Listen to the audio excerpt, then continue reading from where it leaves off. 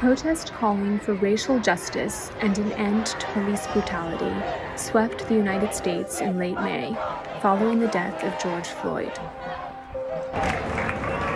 The police in New York City, as in other cities, responded to many of the peaceful protests with violence and abuse. In a few neighborhoods, some people looted, largely separate from the protest. In response, officials imposed an unprecedented citywide curfew. But the curfew is 8 p.m.? The curfews are designed to help the police deal with the looters. The curfew is not about the protesters.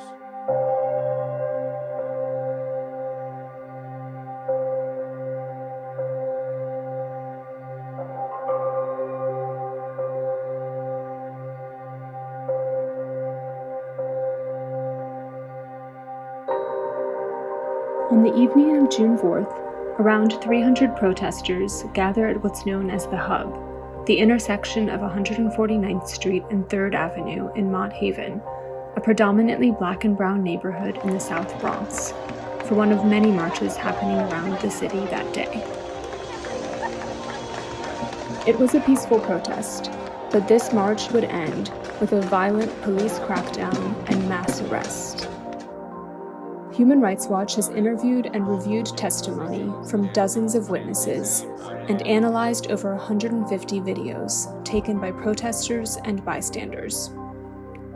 We found that the New York Police Department used the 8 p.m. curfew to justify a plan to trap, assault, and arrest the protesters. The march was organized by a number of local activist groups. Mott Haven has some of New York City's highest rates of poverty and homelessness, and is one of its most heavily policed neighborhoods. Its residents have suffered the consequences of systemic racism for decades. Fuck the police! It was an FTP rally, and FTP can mean a lot of different things. Free the people, feed the people. Most people know it to mean F the police. Fuck the police! There was a lot of energy, a lot of anger, but honestly, a lot of optimism. The march twisted and turned through Mott Haven, at one point reaching the Patterson houses, home to thousands of residents who were especially hard hit by the COVID-19 pandemic. People were very, very excited as we were passing, and you could just feel the energy from people who were hearing us from their windows.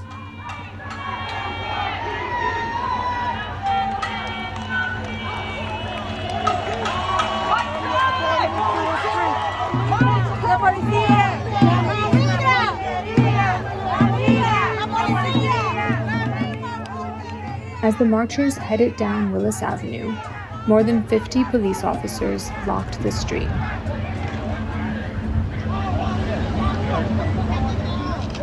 Yo, we gonna go around.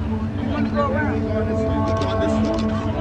The march redirected down 136th Street, and in the final minutes just before the 8 o'clock curfew, instead of allowing or even directing the marchers to disperse, the NYPD diverted its bicycle officers to block the marchers just as they reached the intersection of 136th and Brook Avenue. Mama, face that one! Move the crowd! Move back! Move back! Go that way! Go that way!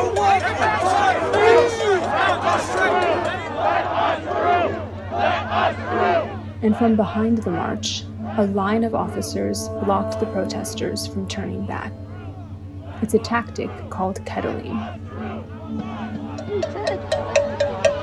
you're corralling us! Where the fuck are we gonna go? Where do we go? Where do we fucking go? You're corralling us! Where do we go? Police have us fucking surrounded right now. Police got us trapped.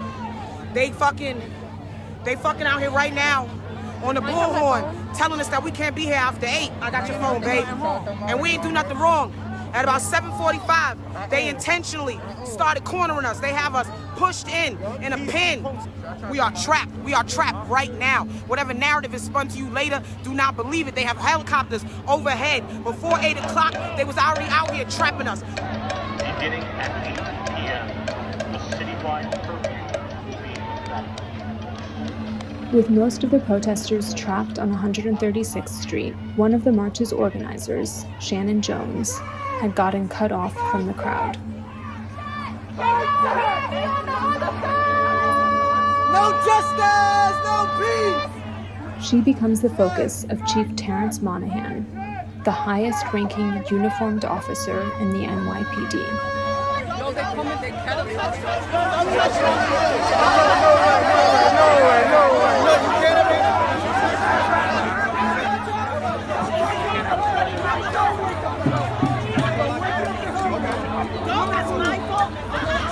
Yo! I'm not fucking with y'all. Get the fuck back! Get the fuck back!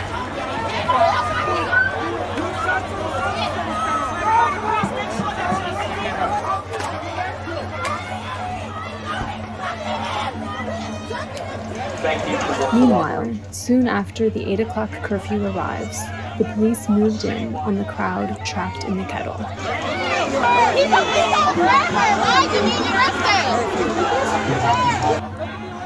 On the north side of the block, without provocation, an NYPD legal department official directs officers to arrest the legal observers, who were clearly identified and had permission to be out after curfew.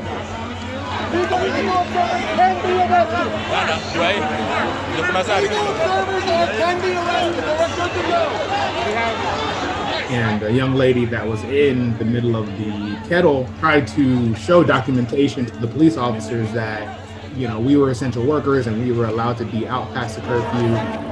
Sir, what's your name? They body slammed the young lady to the ground and arrested her. Around the same time is when they started rounding up all of the medical workers. Other than essential workers. So once the medical professionals and legal observers were out the way, the police really just started cracking down on the protesters with impunity. We are peaceful, what the fuck are you? We are peaceful, what the fuck are you? We are peaceful. The protesters had already been forced to break the curfew, and the police keep ratcheting up the pressure. You guys are on the other fucking side! You guys are on the other side! Where do we go? We're getting locked up. How do we go? Where are we gonna go? We're corralled. Jail. We are currently trapped at 136th and Brook Avenue since 7:45. They are pushing us. They are pushing us. They are pushing us. They are pushing us. They are pushing us. Stay tight. Stay tight. Stay tight. Move.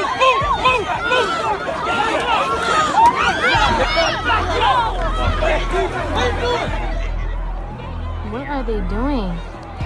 Why are they doing this? The police officers are like grabbing people. Oh my goodness. You guys are pushing us from the other side. Bro, what the fuck? Bro, why don't you just help us? We're getting close the fuck out. Get us the fuck out.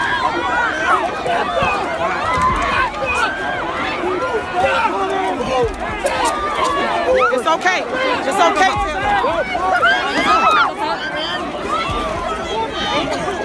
Taylor. It's all right, Taylor. It's all right, Taylor. It's all right, Taylor. It's all right, Taylor. It's all right, Taylor.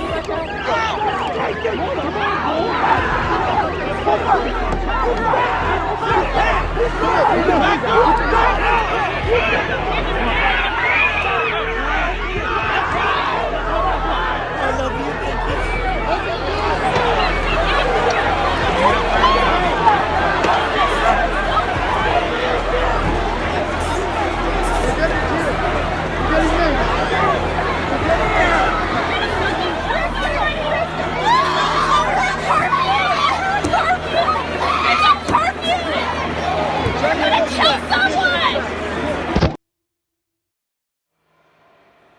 what I observed and what I witnessed was just a complete depression of the protesters' rights to peacefully assemble and the protesters' First Amendment rights. It was a moment where, the American Constitution was just thrown out the window. And, we had what seemed like vigilante justice by the police officers in the moment. It was a very, very tragic thing to witness.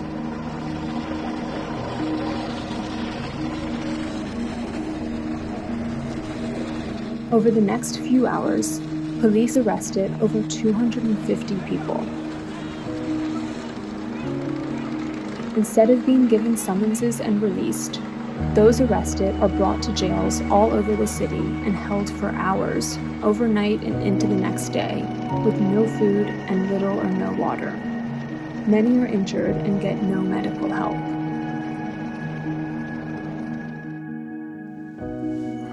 The next day, Mayor Bill de Blasio and Police Commissioner Dermot Shea attempt to justify the crackdown. In terms of what happened in Mott Haven, this is something that the NYPD saw coming, an organization that literally was encouraging violence. And they respond to questions with an admission that the crackdown was pre-planned. And we had a plan which was executed nearly flawlessly in the Bronx. This wasn't, again, about protest. This was about tearing down society. The NYPD told Human Rights Watch that the intent of this assembly was to engage in violence and inflict harm. But Human Rights Watch found no evidence of protesters using violence. The police's actions in Mott Haven could come with a heavy price. Human Rights Watch estimates that the crackdown may cost New York City taxpayers several $1 million. In addition to the cost of the large-scale police presence, around 100 protesters, observers, and medical workers have filed notice of their intent to sue the city. Instead of cracking down on peaceful protesters and stifling their calls for change, local governments should finally do what it takes to end the structural racism and systemic police abuse that people in Mott Haven and communities like it have experienced for far too long.